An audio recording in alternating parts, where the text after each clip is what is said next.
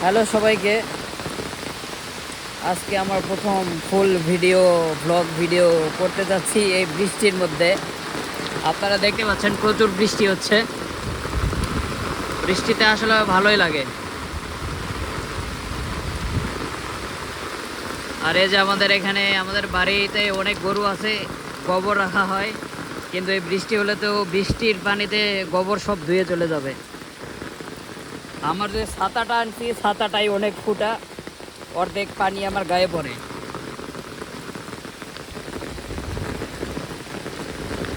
এরপরেও ভালো লাগে।